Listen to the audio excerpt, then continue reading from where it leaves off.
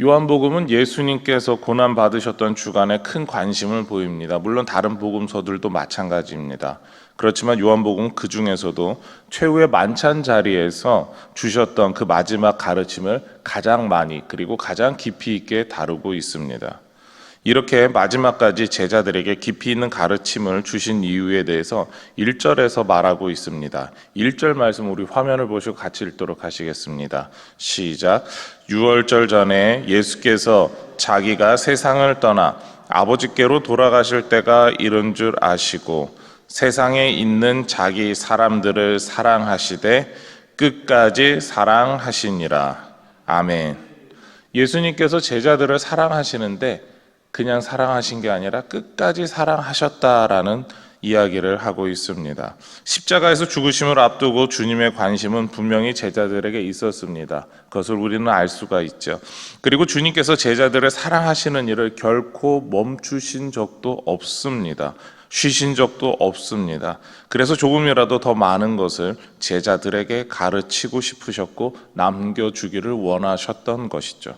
무엇보다 주님은 잡히시기 전날 자신이 돌아가실 것을 이미 아셨다라고 다시 강조합니다. 3절 말씀을 보면 저녁 먹는 중 하나님께로 돌아가실 것을 아시고, 예수님께서는 최후의 만찬 시간에 모든 사역을 마무리할 날이 다가왔음을 아시고 이제는 특별한 행사를 진행하셔야 됨을 아셨습니다. 우리가 세족식이라고 부르는 일이죠. 세족식을 통해서 주님께서 우리에게 주시는 특별한 의미를 같이 생각해 보고자 합니다. 첫 번째로 발을 씻겨 주셨습니다. 예수님 당시 유대인들은 샌들과 같은 신발을 신고 다녔습니다. 그래서 발이 쉽게 더러워졌고 많은 먼지로 덮여 있었습니다. 그래서 어느 집이든 들어갈 때 발을 씻는 것이 예법이었습니다. 바리새인들은 정결례법으로 정하여 이것을 철저하게 지켰죠. 그리고 또한 손님이 찾아왔을 때 손님의 발을 씻겨주는 것이 최고의 대우였습니다.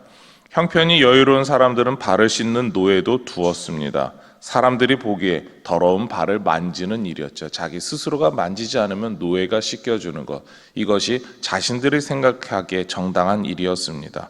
그리고 발을 씻겨주는 노예는 발을 누가 대신 씻겨준다라고 하는 것은 그 사람은 가장 낮은 자리에 있는 사람이었습니다. 그렇습니다. 이렇게 최고의 대우를 선생님이신 예수님께서 노예처럼 하셨다라는 것이죠. 이것이 제자들에게 충격적인 일이었습니다. 예수님의 이러한 모습에 많은 제자들이 놀랐을 것입니다. 그러나 선생님께 감히 묻지 못하였고 그럼에도 항상 먼저 앞장서서 물어볼 사람이 하나 있었습니다. 바로 베드로입니다.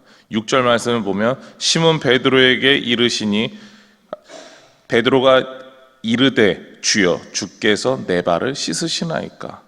예수님께서 베드로를 씻겨줄 차례가 되어서 오셨을 때 베드로는 왜 발을 씻겨주십니까? 라고 물어보게 되죠. 베드로의 입장에서 가장 천한 일을 하는 것을 받아들일 수 없었던 것입니다. 우리 선생님, 나의 선생님께서 더러운 내 발을 씻는다. 이것은 아무리 생각해도 납득할 수가 없었습니다. 그래서 거절하죠. 그리고 예수님에게 다시 한번 이렇게 말합니다. 베드로가 이르되 내 발을 절대로 씻지 못하시리이다. 베드로는 이해할 수 없었습니다. 당시 사회적 관습으로도 받아들일 수 없었습니다. 대접 받으셔야 하는 분이 대접을 하시는 것이 옳지 못하다라고 생각했기 때문이죠. 왜 예수님께서 이렇게 제자들의 발을 씻어 주셨다고 생각하십니까? 우리는 여러 가지 추측을 할 수 있지만 그리고 그 대부분의 추측이 맞을 겁니다. 그렇다면 오늘 말씀에서 강조하시는 대로 보는 것이 가장 좋지 않을까 생각합니다. 우리가 읽었던 1절 말씀을 다시 보겠습니다. 세상에 있는 자기 사람들을 사랑하시되 끝까지 사랑하시니라. 예수님께서 제자들을 사랑하셨기에 끝까지 사랑하셔서 섬겼다라고 이야기해 주고 있는 것이죠. 누군가를 섬기는데 이유가 있다면 무엇이라고 하시겠습니까? 예수님께서 우리에게 말씀하시죠. 사랑하기 때문이다 라는 겁니다. 우리가 누군가를 섬겨주고 누군가를 위하고 누군가를 나보다 높여준다면 그 이유가 무엇입니까? 사랑하기 때문입니다. 오늘 이 새벽에 함께 하신 분들을 섬기시기를 원하십니까? 그렇습니다. 우리가 그들을 사랑하기 때문입니다. 오늘 이 새벽에 나오신 모든 분들을 사랑하며 섬기기를 소망합니다. 제자들을 사랑하시며 발을 씻겨주신 예수님은 섬겨야 한다라고 말씀하신 이후 추가로 다른 것까지 씻겨주심을 말씀하고 계십니다. 바로 두 번째로 보는 것인데요, 죄를 씻겨주시는 겁니다. 8절 하반절 말씀입니다. 예수께서 대답하시되 내가 너를 씻어주지 아니하면 내가 나와 상관이 없느니라. 베드로는 너와 내가 더 이상 랍비와 제자의 관계가 아니다라고 이해했을 표현이기도 합니다. 그런데 예수님께서 씻겨주심을 통해서 우리에게 주시는 이 교훈은 우리의 신체만을, 육체만을 씻는다라고 하는 것이 아니다, 이것을 예수님은 말씀하십니다. 예수님께서는 십자가를 통해서 우리의 모든 것을 씻겨주신다라고 선포하시죠. 10절 말씀입니다. 예수께서 이르시되 이미 목욕한 자는 발밖에 씻을 필요가 없느니라. 온몸이 깨끗하니라. 예수님께서 목욕과 온몸이 깨끗하다라는 말로 표현하시는 것이 우리의 죄를 씻겨주심에 대한 내용입니다. 예수 그리스도께서 십자가를 통해서 우리를 깨끗하게 해주시는 것이죠. 우리의 모든 죄를 전부 깨끗하게 해주시는 겁니다. 우리의 모든 죄를 해결하신 예수님께서 베드로에게 발밖에 씻을 필요가 없다라고 선언하고 계시죠. 우리가 살면서 짓는 죄들이 발에 묻는 더러움처럼 묻게 된다라는 것입니다. 그리고 회개함으로 이를 깨끗하게 할 수 있음을 알려주십니다. 예수님께서 세족식이라고 부르는 이 행사를 통해서 우리에게 끝까지 사랑하시는 모습을 보여주셨습니다. 예수님의 사랑은 우리를 섬기시는 것이며 십자가를 지시는 것입니다.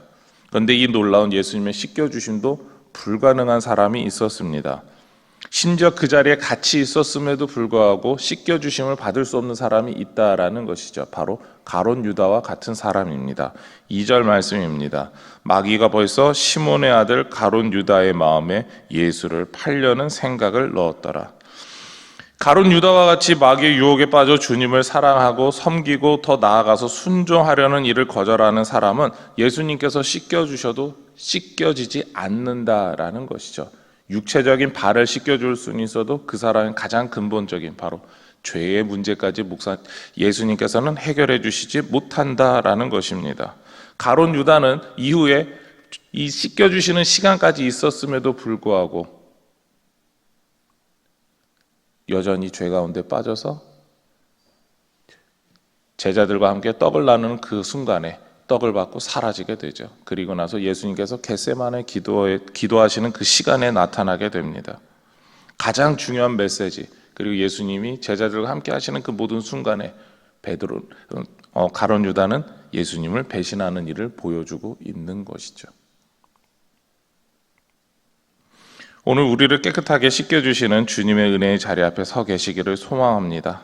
그리고 깨끗하심을 누리고 증거하시는 모습이 우리 모두의 삶이 되기를 소망하며 축원합니다. 이제 우리 화면을 보시고 같이 기도의 제목 읽도록 하시겠습니다. 우리의 죄 씻음이 우리를 사랑하심임을 깨닫게 하옵소서.